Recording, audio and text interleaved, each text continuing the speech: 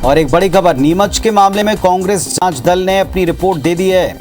तो कांग्रेस जांच दल ने पीड़ित परिवार के लिए 1 करोड़ रुपए अपने रिपोर्ट में मुआवजे की मांग की है और इतना ही नहीं, परिवार के एक सदस्य को सरकारी नौकरी देने की मांग है। जांच दल के सदस्य मनोज चावला, उन्होंने भी इस बारे में बताया। कांग्रेस ने कांतिलाल भूरिया को जांच दल का अध्यक्ष बनाया। पीड़ित परिवार से घटना को लेकर बातचीत की थी और इसके बाद अपनी रिपोर्ट अब दे दी है। तो कांग्रेस जांच दल ने अपनी रिपोर्ट सौंप दी। नीमच के मामले में कांग्रेस जांच दल ने अपनी रिपोर्ट पेश की। सरकारी नौकरी, पीड़ित परिवार के एक सदस्य को और 1 करोड़ रुपए का मुआवजा, इसकी मांग की गई। नीमच में आदिवासी युवक की जो वीडियो वायरल हुआ था, उसमें मौत के बाद में कांग्रेस ने 5 विधायकों का जांच दल गठित किया था और जांच दल ने आज अपनी रिपोर्ट जो है प्रदेश कांग्रेस कार्यालय में सौंपी है। क्या कुछ जांच रिपोर्ट में खास? हमारे साथ मनोज चावला, कांग्रेस के विधायक मौजूद है, जो कि जांच दल के सदस्य थे। सर, क्या है जांच में निकल कर आया? नीमच जिले का जो एक बाणदा गाँव है, वो आप नक्शे में देखेंगे मध्य प्रदेश के, तो लास्ट कोने में आएगा और लास्ट छोर पे वो गाँव है और वहाँ आदिवासी युवक के साथ में ऐसी घटना, और वहाँ लगता नहीं है कोई कानून व्यवस्था सरकार की है और जो घटना घटित हुई उनको कानून पर विश्वास नहीं है। पूरी तरह तालिबानी तरीके से घटना को अंजाम दिया है। एक युवक जो अपनी पत्नी को ढूंढने गया था और उसको पहले तो चोर साबित किया था कि ये चोरी करने आया था। जब वीडियो वायरल हुआ तो पुलिस और प्रशासन सख्ते में आया और उसके खिलाफ कार्रवाई करी और हम लोग इस घटना के स्थल पर भी गए थे, परिवार वालों से भी मिले हैं वहाँ पे, और हमने जो पाया है कि जब प्राथमिक उपचार जो उसका होना था वो सिंगोली या रतनगढ़ प्राथमिक स्वास्थ्य केंद्र, वहाँ पे उसको भेजना था, लेकिन वहाँ का कोई वो नहीं, सीधा उसको नीमच भेजा गया।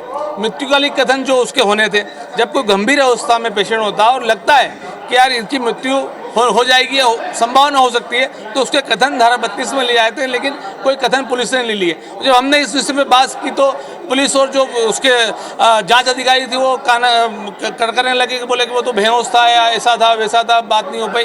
लेकिन कहीं ना कहीं चूक प्रशासन से हुई, उसकी जान बचा सकते थे। तो मनोज चावला, कांग्रेस के विधायक, जांच दल के सदस्य, साफ तौर पर 1 करोड़ रुपए मुआवजे की मांग पीड़ित परिवार के लिए की है और जांच जो है वो प्रशासन की जो चूक हुई है उस पर सरकार जांच कराए और जो जिम्मेदार अधिकारी है इस पूरे घटनाक्रम में जो दोषी है उन पर कार्रवाई हो, ये भी जांच दल की सिफारिश जो है कहीं ना कहीं कांग्रेस के जांच दल ने की है। कैमरामैन विनीत के साथ सुधीर दंडोतिया, IBC 24 भोपाल। और हमारे सहयोगी सुधीर दंडोतिया इस वक्त हमारे साथ में जुड़ रहे हैं, सीधे उनका रुख करते हैं। सुधीर, इस मामले के ऊपर जिस तरह आपने भी बातचीत की कि पूरा दल अपनी रिपोर्ट को सौंप चुका है, आगे इस पूरे मुद्दे पर सरकार के सामने मांग भी रख दी, क्या इस रिपोर्ट में खास बताया है कांग्रेस पार्टी के जांच दल ने? देखिए, बिल्कुल बात करें तो रिपोर्ट में जो कई सारे जो कारण इस पूरी घटना के बाद में जो लापरवाही प्रशासनिक स्तर पर हुई है उसका बिंदुवार सिलसिलेवार जो है जिक्र इस पूरी रिपोर्ट में किया गया है। और साथ ही साथ पुनीत अगर बात करें तो कुछ सिफारिशें भी जांच दल ने अपनी ओर से इस पूरी रिपोर्ट के अंदर की है। हालांकि ये कांग्रेस के जांच दल की रिपोर्ट है और ऐसे में सरकार के ऊपर कांग्रेस की तरफ से मांग की जाएगी कि जांच दल के बिंदुओं को सरकार कम से कम माने। ये प्रेशर आने वाले समय में कांग्रेस जरूर बना सकती है जब पूर्व मुख्यमंत्री कमलनाथ भोपाल आएंगे और जांच दल की रिपोर्ट के बाद में आगे की प्रक्रिया को आगे बढ़ाएंगे।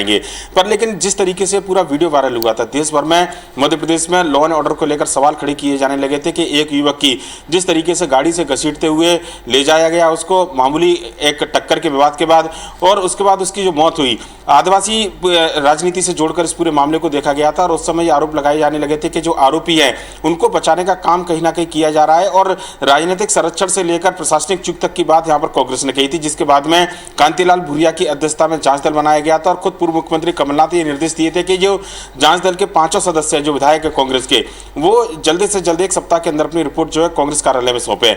लिहाजा 5 दिन के अंदर इस पूरी रिपोर्ट को सौंपा गया है और जांच दल के जो बिंदु थे उनमें 3 से 4 बड़े ऐसे जो बिंदुओं को शामिल किया गया है जो सरकार के प्रशासनिक व्यवस्था पर सवाल उठाते हैं। अब ये राजनीतिक बिंदु हैं या फिर वाकई में खामियां हैं, ये निश्चित तौर पर कहीं ना कहीं एक बड़ा सवाल हो सकता है। पर लेकिन जो बात सामने निकल कर आई, जो सिंगोली जो घटना स्थल था वहां पर प्राथमिक केंद्र था, पर लेकिन इलाज के लिए कन्हैया आदिवासी को नीमच ले आया गया 70 किलोमीटर दूर, इस बात पर कांग्रेस के जांच दल ने सवाल उठाए। और साथ ही साथ अगर बात करें तो पूरे घटना के 36 घंटे बाद रिपोर्ट दर्ज की गई आरोपियों के खिलाफ।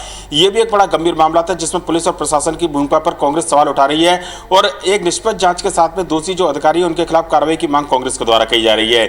जो बड़ी एक बात है इस पूरे मामले पर, मंदसौर में किसानों के ऊपर जो गोलीकांड हुआ था उसी तर्ज पर कांग्रेस ये चाहती है कि जो पीड़ित परिवार है, कन्हैया आदिवासी का जो पीड़ित परिवार है, उसको 1 करोड़ रुपए मुआवजा सरकार की ओर से दिया जाए। यह मांग कांग्रेस के इस जांच दल ने की है और सिफारिशों में इस पूरे बिंदु को शामिल किया है। साथ ही साथ परिवार के एक सदस्य को नौकरी देने की बात भी कही गई है, इसको भी सिफारिशी बिंदु में शामिल किया गया है। और कांग्रेस के नेताओं का साफ तौर पर यह कहना है कि जो जांच दल की रिपोर्ट है उसका अध्ययन करने के बाद पूर्व मुख्यमंत्री कमलनाथ जब निर्देशित करेंगे तो अगर सरकार नहीं मांग मानती है तो इस पूरे मुद्दे पर सरकार की घेराबंदी की जाएगी, आंदोलन की रणनीति तैयार की जाएगी।